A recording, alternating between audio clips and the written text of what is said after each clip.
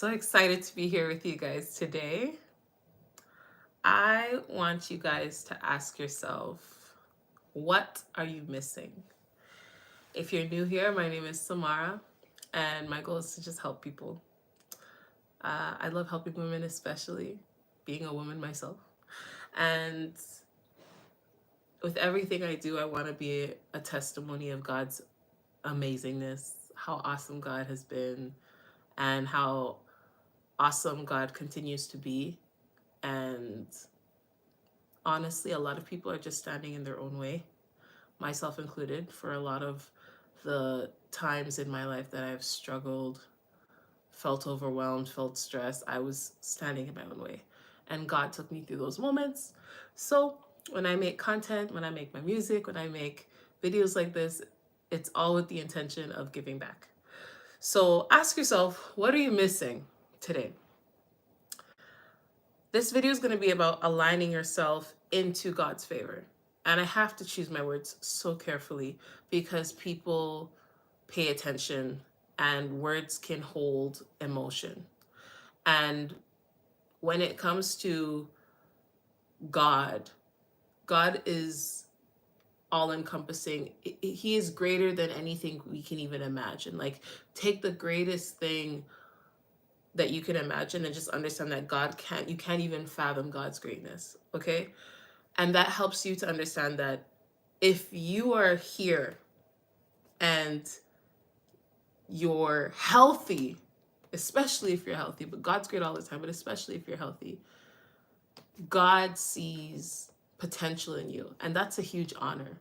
That is a amazing opportunity that we have. So on this Sabbath day, on this Saturday, I want to talk to you guys about aligning yourself into God's favor. Today, I'll be sharing my testimony. There are desires that I shared with God that I have recently seen manifest in my life. By sharing these things, you too can put God first in the way that I did and see what God does for you. You see me going back and forth because I have notes here, so I stay efficient in delivering this message to you. I also have my TikTok channel where I've gone over this in like a shortened version, but this video is going to be a little bit longer where I go into more detail about what made the difference, because I have seen money enter my account without hustling. I have seen weight the weight go down on the scale, and those are the two major things. Like, I'm a healthy person, thank God. My kids are healthy. Like, I am so grateful for all of the blessings I have. When I am normally stressed, it's one of those two things. It's my weight or it's finance. That's just for me. That's the type of problems I have gotten to experience and come out of. So with my notes here, I have 12 things. 12 things that I changed and started implementing. Some of them it's a matter of change. Some of them it's, listen, you know this is what you're supposed to do, but you thought it wasn't that important. You have to make this a huge priority now. So yeah, it's about 12 different things. Let's just get into it, okay? And if you guys have any questions or concerns, leave them in the comment section and I will address them. I will adjust them. I'm so excited to get into this. Let's just go ahead. So, number 1, isolation is a key aspect of God showing favor in your life. There are people that I used to spend so much time with that I don't see at all anymore. And people enter your life for a season, not to be there forever. And that allows you to show more appreciation to the people that you have around you. The fact that we go through life and we're born alone, we die alone. Even if you're twins, most of the time you're born alone. Being born alone and dying alone is such a significant design that God created for human beings. I know that with these people that I no longer speak to, there might be some unfinished business or conversations we can still have, but The isolation away from everyone kept me sane. It kept me focused on what God wants for me. People can distract you, whether they're intending to or not, they can distract you. And we're all sinful creatures. We do our best. Some of us don't, some of us don't care. In the end, the rule is, if you're trying to get to another level, you have to give something up. And giving something up doesn't have to be a bad thing, because you're born alone, you die alone. So number one, isolation was key. And I'll give you a story here.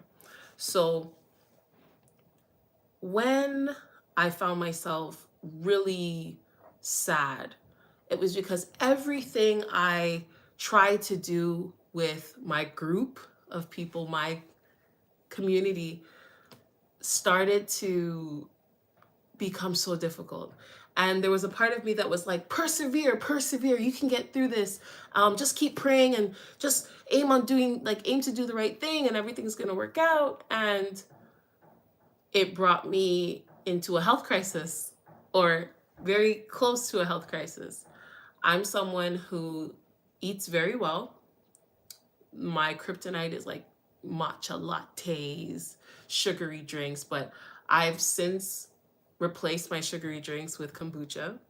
Shout out to Alexis. A lot of my content is inspired by Alexis, Shira7, and Nisi G. These are women who are doing such amazing things on social media because they're just sharing their testimony. And in sharing their testimony, we can take it and manifest the same results that they've accomplished with God's guidance, or we can just leave it. But yeah, shout out to Alexis because she loves kombucha, and I swear by it now because it's only it's less than 7 grams of sugar. But anyways, that's for another video.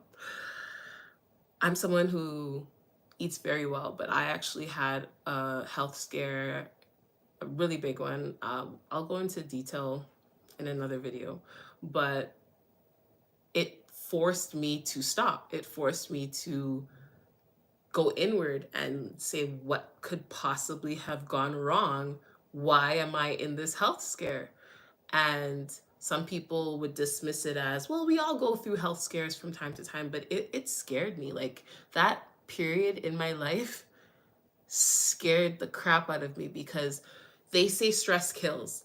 And I've never been that stressed in my entire life. I've been worried before, but there's a different type of stress when your body starts to show, listen, this is taking a toll on me. And that's when God basically forced me to stop and change my perspective. I couldn't persevere through that moment. I couldn't have another conversation. I couldn't send another motivational video to these people. This was just time. It was time for me to focus on myself, my health, and my relationship with God alone.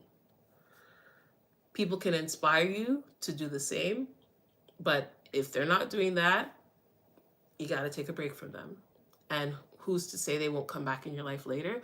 But you got to take a break and you got to just buckle down and focus on that isolation. When I did that, months went by and it was lonely at first. I had a lot of tears. I had a lot of stress sweat episodes, but I came out of it stronger, went back to the doctor, and it basically resolved itself by God's grace. So praise God. That was something that was a lesson I needed to learn about isolation. So number one, isolation saved me when it came to my health. Number two, protecting my quiet mornings and evenings. Everyone, especially the women I've mentioned, talk about not going onto social media as soon as you wake up in the morning. And it's not just social media. It's don't go immediately into other people's world. Protect the silence in your world in the morning. I'm a mom of 3, so I know that's difficult to do. However, if you discipline yourself to wake up earlier, you can do this.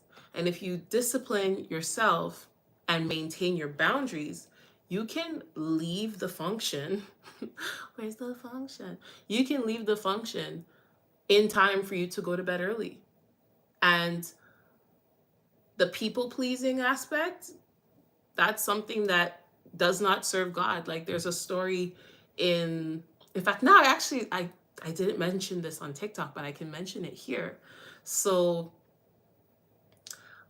I've been reading the Bible and listening to it, especially like I changed the settings depending on the voice because I want it to be something that has its novelty. Like I don't want to like the way how the King James version of the Bible was great, and the person they chose in the app to read that version is doing a great job. However, I like to hear different voices, especially if there's a woman reading to me. I feel more calm, relaxed.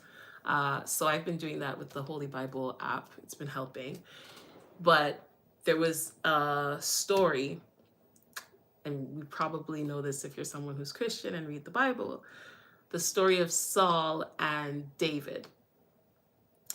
Saul was somewhat doomed from the beginning, and Saul basically was chosen to be king after Samuel, who was a judge and a priest over the people of Israel in the Bible, uh, was asked by the people he was helping with God's guidance to give them a king. So the people of Israel were like, give us a king. We want to be like other nations. We want a king to come about and to tell us what we need to do. We don't want to always go to you. So just give us a king. And Samuel went to God with it and said, God, and this is in 1 Samuel, right after Judges in the Bible. He's like, God, what should I do? Like, why are they doing this? And he's like, listen, this is what they want. Let's just do it. But let them, like, warn them that this king's going to do evil stuff. It's going to do some stuff that's going to be treacherous. You sure you're okay with that? And they're like, yeah, give us the king. So Samuel, after consulting God, warning the people, he's like, all right, here's your king. And the king it was Saul. And Saul, by that whole prophecy, was still anointed. Although God said he was going to be doing bad things and doing treacherous things, he still anointed him. And he was with him for a period of time until, and this is the relevance about people pleasing, right? When Saul pillaged and God allowed him to succeed, like they went to war, they went to war against, I think it was the Philistines, and they won. Although the Philistine army was super strong, super, magnificent in that time, God was stronger and God was with Saul and his people. When Saul decided to take the plunder and gift it to the people rather than offer it as offer it to God, I think that was, yes, I'm trying to remember it correctly, but I know the bottom line. The bottom line was Samuel came to Saul because Samuel was like the one who had the great relationship with God and he not orchestrated, but he guided the people to not choose Saul. They anointed Saul, and Saul became God anointed Saul, and Saul became their king. But Saul came to Samuel, and Samuel said, listen, you have now lost God's favor. And Saul's like, why? And there were two things, actually. The first lesson was because you focused on pleasing man and not pleasing God. Saul lost God's favor because he focused on pleasing his fellow man or men and women and not pleasing God. And it came about later that Samuel also told Saul, obedience is greater to God than sacrifice. A lot of people think sacrifice, I'm going to give this and I'm going to give back and obedience is more important.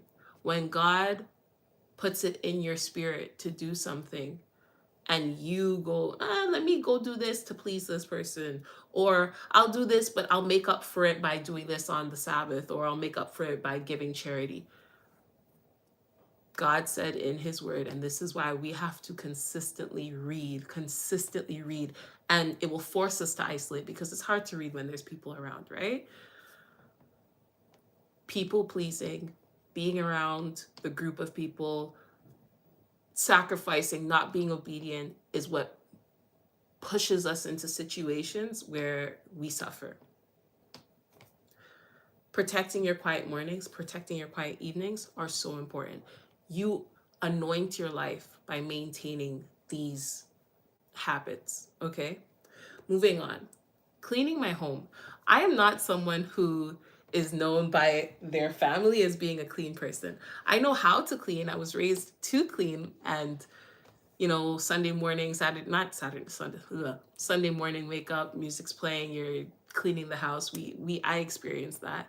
However, I was the child that everyone called lazy. I was the one who was told, you're so like nasty. I'm not nasty, especially when I went out there and I saw different people in their environments. I just really didn't care and see the value in having a clean home. Now I do, though, because I like nice things. And when you like nice things and you have desires, you'll find yourself not being able to hold the desire because your life's a mess. So why would God bless you with more if you're not taking care of what you already have? I wanted to get furniture, and I'm still like, I'm not even close to the vision. Like, and that's the beauty of it, like going on that journey and transforming your space, transforming your life. People are watching, and that becomes your testimony, and then people see it, and then the glory is given to God, and it's just the cycle that God loves, and it benefits you as well. So clean your house, because although I was a very dirty person before, when I started to pay attention to the fact that I want to buy a new couch, I want to buy a new plant, I realized I didn't even have the space for it. So cleaning really came down to me deciding I'm going to give away stuff. I'm going to start selling stuff. I'm going to throw things away because it's no use to anyone. I don't think it was. So I did it. I threw it out. And things that were holding space and energy in my home, I had to let go of. And that's what makes a house dirty, because the less things you have allow you to keep your home looking clean. Like, this bookshelf was a mess before. That was a mess. And what I did when I was isolating and having my quiet time, I'm looking in my space and I'm like, this is chaotic. What is that? What even is that? But I had to slow down, isolate, protect my quiet time in the morning, in the night. And I decided, let me start cleaning my home. Let me start making room for the desires that I have. And that's number 4. So right now we're at number 4. Isolation was key. Protecting my quiet mornings and evenings, cleaning my home, giving away old items and selling what I no longer wanted. And finally, I found myself motivated. That's when the motivation comes and you're like, oh my gosh, I can do so much. Like, I actually saw this place looking like a pigsty, and now it looks like a tranquil space. If I could do that, I can do anything out there with God's guidance and with God's favor, right? So because I was obedient and because I saw things that I could fix that weren't going to make me suffer, I did it, and God started putting me in a position now to be ready for the blessing. So number 5, stop talking about your goals and start understanding your desires. Analyze what gets you emotional and what is something that would just be nice to experience. It can be both if the desire is like super profound within your soul, but it's important to differentiate, because you can find yourself becoming an ungrateful person when what you have is not what you genuinely desire. And the glory has to be given to God in all that you do in order for you to align yourself into God's favor and things to just flow to you. My content has oh my gosh, if you've been following me for years, you'll see that I used to make content about like self-development on a superficial level. Now everything is like, you, of course I want to look a certain way because it makes me feel good, but self-development on an internal level becomes infinitely more impactful because working on yourself, or the inner work that you do, reveals success, or what we call success, on the outside. Because I am more at peace within, it's like there's things like my face looks different. How I do, like there was a time, because I was so nervous, I would be writing notes. I'd be like taking down someone's number and my hand would be like trembling in a way that made me go like, what's wrong with me? Am I losing it? Am I going crazy? And I would fake through it like nothing was bothering me. But now when I write, I slow down. I take my time, and it brought peace to me. And that brings me back to the statement, forget the goal and focus on the desire. If your desire is to be relaxed and you start to feel that peace come over you, the goal becomes irrelevant, and then the glory can go back to God. There's another story in the Bible where they were talking about a war, because there was so many wars. Like I'm in the Old Testament part right now. I'm on Second Samuel. Is it Second Samuel? Yeah, Saul's dead. Anyhow, in the Old Testament, these people went to war against the people that worshipped idols. And when I say these people, I mean it was the Hebrews, right? The tribe of Israel. And when they were going to war, they're like, God, are you gonna help us win? Like, are we gonna win this battle? And God's like, yes, but how many soldiers are you taking? And they were like, oh, we're gonna take like, maybe it was like 5,000 or no, 10,000. God's like, no, you have to take less. And they're like, oh, but they have so much more. No, that's okay, is what God said. That's okay. Go with less. And then the soldier's like, okay, let's do it. And then he brings a smaller amount and he's like, no, he is God. God says, no, go with even less. And at this point, it's perplexing because why would we go with less if we have the abundance? Like let's do it. And God said, if I allowed you to go with that many people, the glory would not come back to me. It would be all of you guys bragging about, look what we did, look what we accomplished. And because God decided they were going to win anyways, it didn't matter how many people were there. A lot of the things we do is based on human logic and relying on our human understanding. And it's good to communicate with one another for the purposes of like deciphering, but it comes back to just read it and be obedient. God will tell you. He may not speak it, but the logic will come when you're in a situation of solitude. And if you're going to bring it back to a testimony that people can see and understand, wow, God did that in your life, imagine what he's going to do in mine. So leave the goals. We know you're smart. We know you're intelligent. And if you don't feel smart and if you don't feel intelligent, it's okay. It doesn't matter. Focus on what your desire is. Become obedient. Become disciplined. Pay attention to how you feel, what feels right, what the word has taught you. Study, do those things, and the desires will present themselves. It doesn't have to be a huge strategy all the time. So we're halfway through now. We are on number 6. Number 6, the 6th thing that helped me align myself into God's favor and see so much success, especially within those 2 areas, my financial success and my health, was journaling in a journal. I have 2 actually, and I'm giving you people on YouTube a better insight right now because I forgot to mention this on TikTok. I only had 10 minutes there and we're at 24 minutes here. So I have this journal, which I bought first. This journal was purchased in like Friday, April 11th. Okay, so over a month ago. And when I got this, it's not like I never had other journals. I had other journals from the beginning of the year. But this journal was purchased with a specific intention. And it was with my mom's recommendation. So shout out to my mom.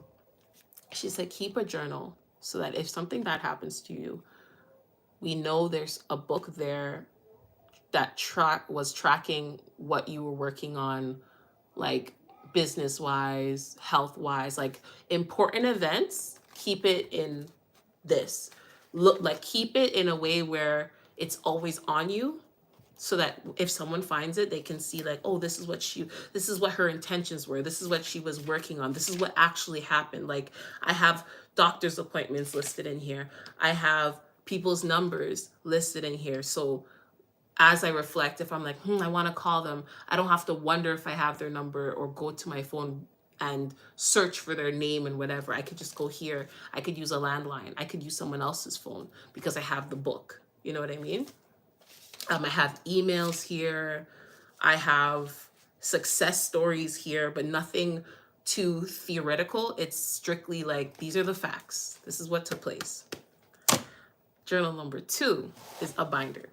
Your journal does not have to be fancy. This is a binder with lined pieces of paper inside of it. I bought it from Dollarama. This cost me $3 and this cost me $1.25, I think. And this journal is for documenting dreams as soon as you wake up and manifestation. And manifestation can be controversial to people who don't understand that we have the Holy Spirit within us. And this Holy Spirit within us has granted us opportunities, but we have to be diligent and we have to be intentional.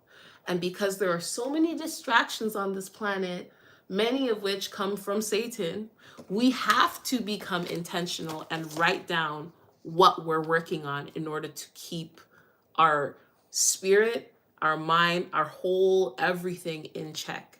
So journal every aspect of your desire, journal your dreams, journal your emotions. This is for reflection on where you'd like to be. And the second one is for what has already happened that you need to remember. Okay?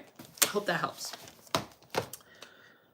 And how that helps, or how I can speculate that it helped directly, because in the end I know it's all God's favor, but when you document what you were eating that day, how you were feeling that day, you start to notice a pattern. Like, I know if my stress levels are high, I'm not losing weight. Doesn't matter if I did 500 jumping jacks, which I did do in one day once, it felt great to do, especially when I'm not active or as active as I used to be, like back in high school. But when you find yourself stressed and trying to go to the gym or eat a certain way, and then you get frustrated because now you've gone on the scale and you're not seeing that there's results, it can deter you and make you decide, I'm just like, I'm not meant to accomplish this desire or achieve or receive this desire. When I was journaling, I noticed that every time I was stressed out or crying or sad, the weight stayed on. But every time I felt peaceful, every time I was around people that I liked, and there's scientific studies that support this. There's one with a group of rabbits where they were feeding them garbage, but one group they were feeding garbage, the other one they were feeding them or poison versus like healthy foods. But the ones that they were taking care of and kept them in their nervous system in check and calm, it didn't matter that they were eating garbage. They actually still experienced like a healthy scores, right? So it's scientific and it's spiritual. Make sure you're journaling, paying attention to how you felt, and see what manifested. What manifested, what you're trying to manifest. Number 7, reflecting by the hour. Use your clock app. The calendar app is great. However, every phone has a clock app, and although every phone has a calendar app too, when you go to create an event or a reminder, you have to create an alert in calendar. But if you just put an alarm for every hour of the day for at least 1 week, eventually it will become habitual and you will do it automatically. Every hour you should be checking, who was I with? How was I feeling? What was I supposed to do that last hour?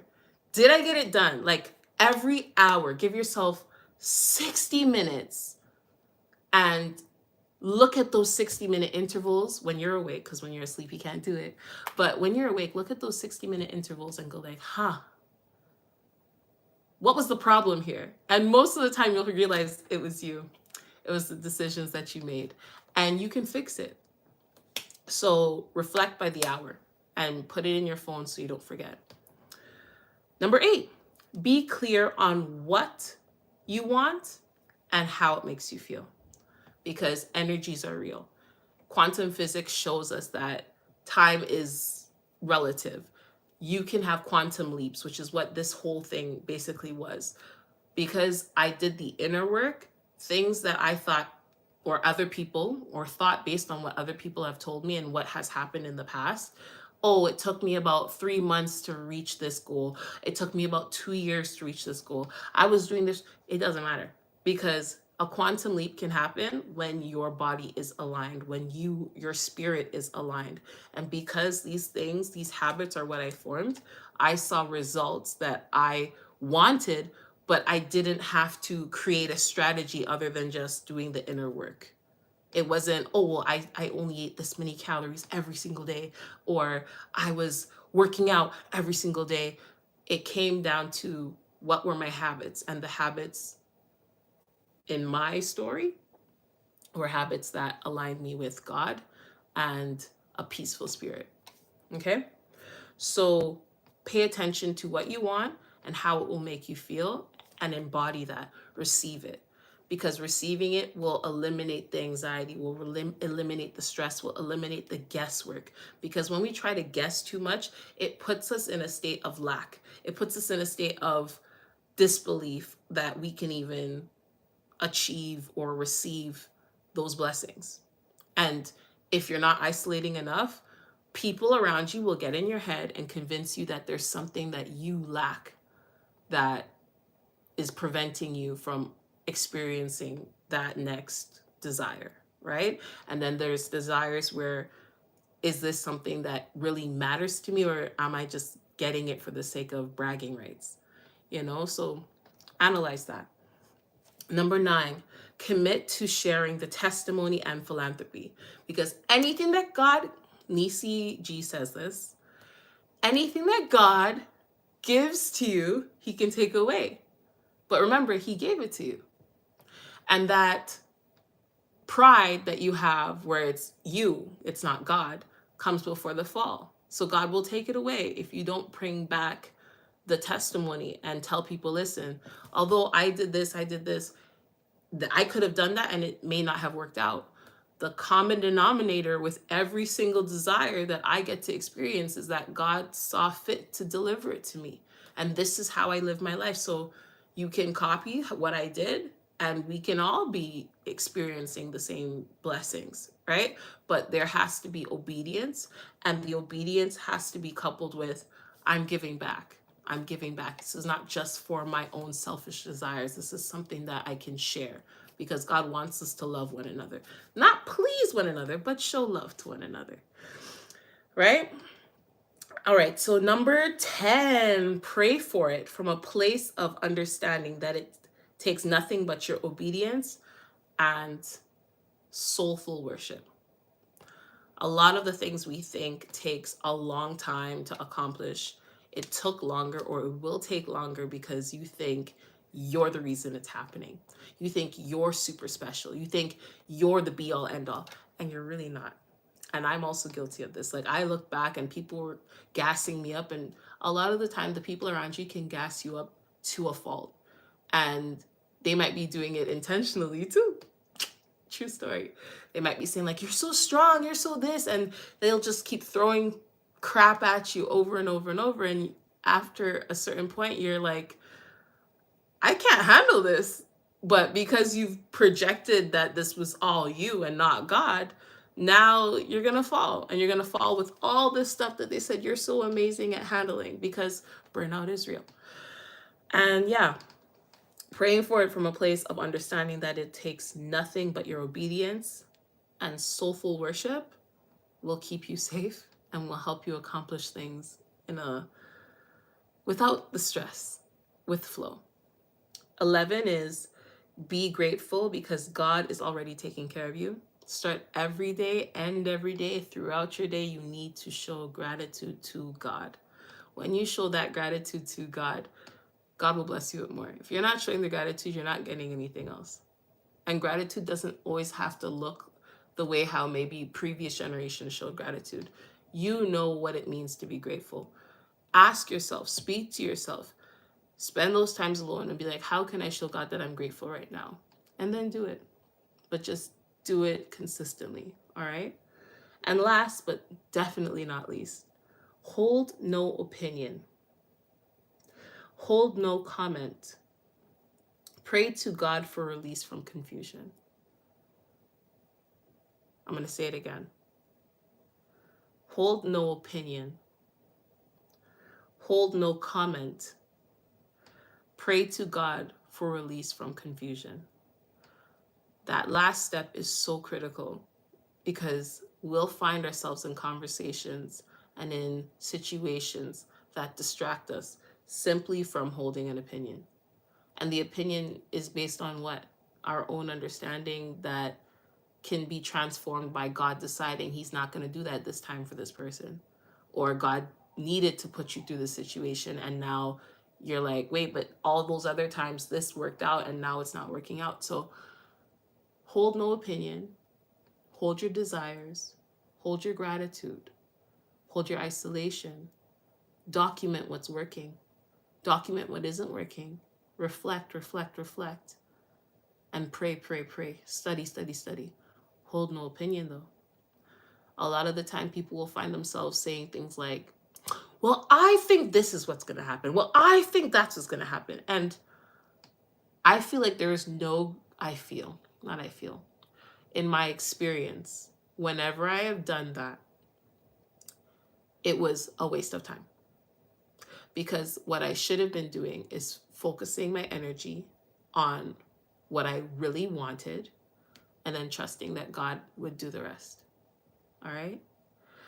So yeah, guys, those are the 12 things that allowed me to quantum leap and actually align myself into God's favor. And who I am today is so different than who I was 6 months ago. So I am so grateful to God for this experience. So, so, so grateful.